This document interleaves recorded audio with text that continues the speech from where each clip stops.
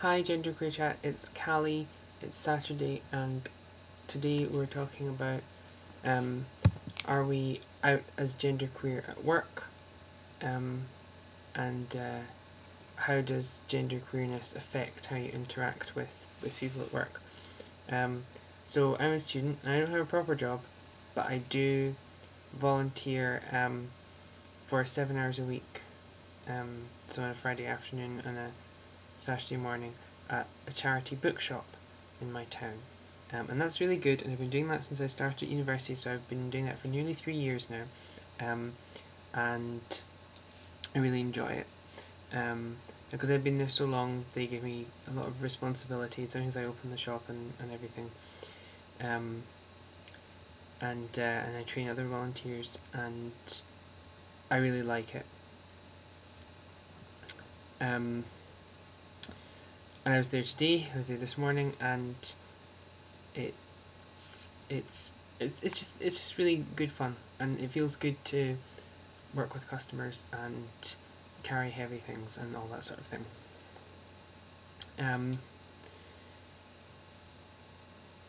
So is it a charity, and it's run by a charity, and the profits of the bookshop go to fund a charity, and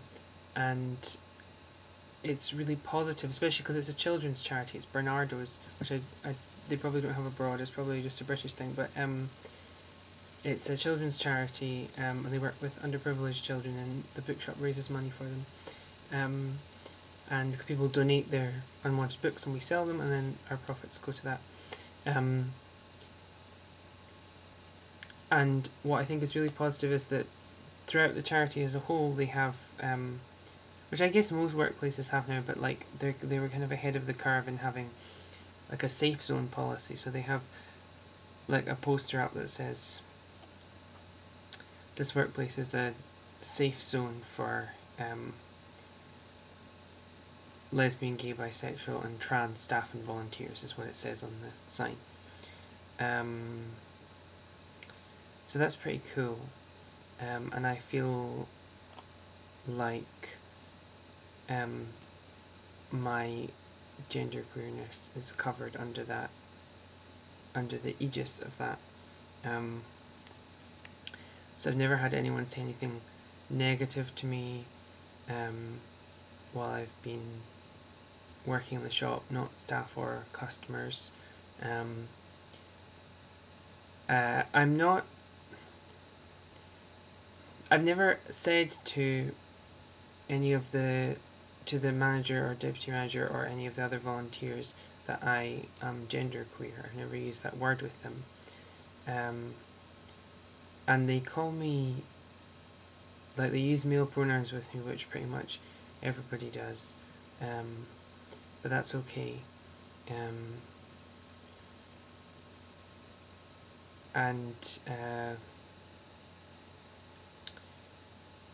And yeah, when I first started kind of coming to terms with this sort of thing, I would often kind of choose not to wear makeup when I went there, but now I wear it every day, and so it would be weird to just take it off when I went there, so I go there.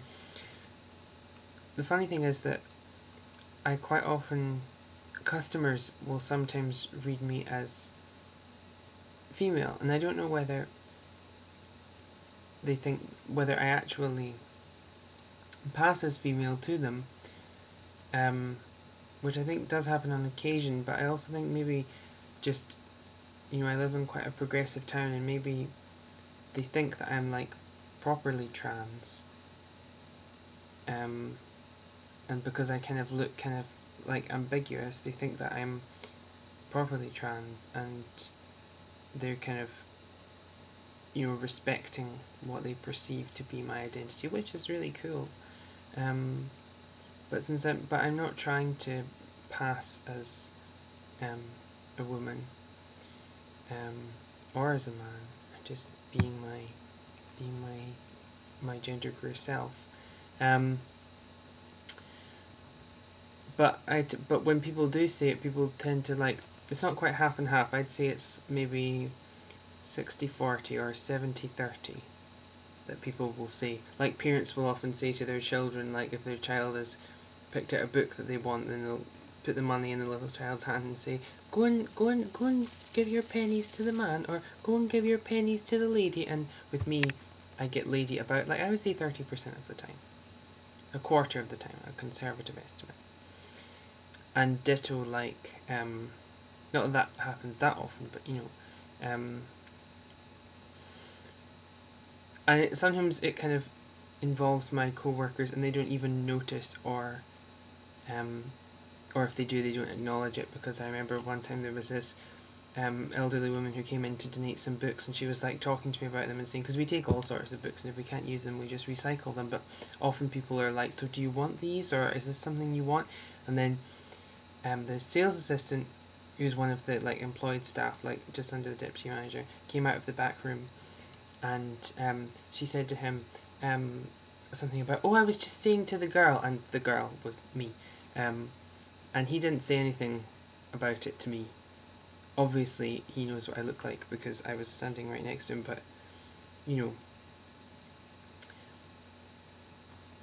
so I'm not, but I wouldn't say that I'm not out, because I don't not dress the way I dress every day. I'm just not out with a word.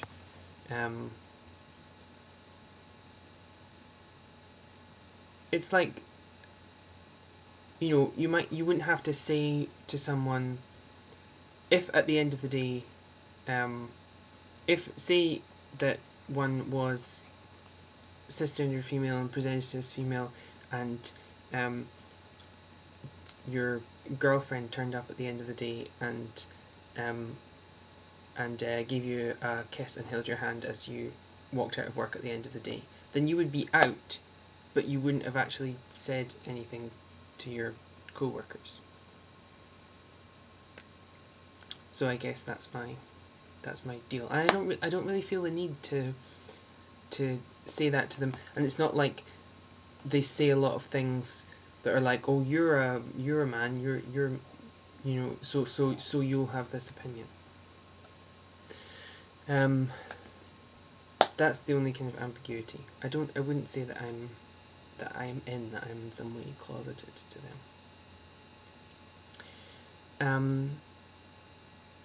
And it's not really like, there's not a lot of privacy, like there's only a tiny back room, so basically everything you see in the shop is heard by customers, so there's not really a lot of privacy to talk about your gender identity. So, and it's not germane, I don't think, to my ability to shelve and price books. Wow, that was really just going to be the first bit, but I think I've kind of covered everything. I didn't realise I was 8 minutes in. I think I've kind of covered everything. How it affects my interacting with customers. I sometimes am a little bit paranoid that customers, especially kind of older customers, are kind of like, but usually they're almost never are like that.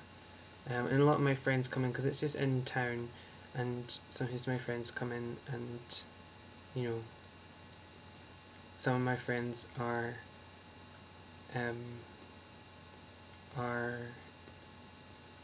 queer in all possible, and queer looking in all possible senses of the word,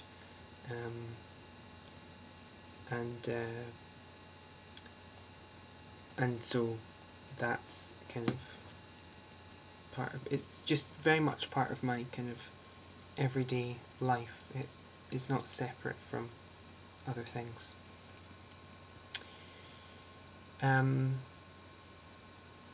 Okay, I'm going to wrap up there.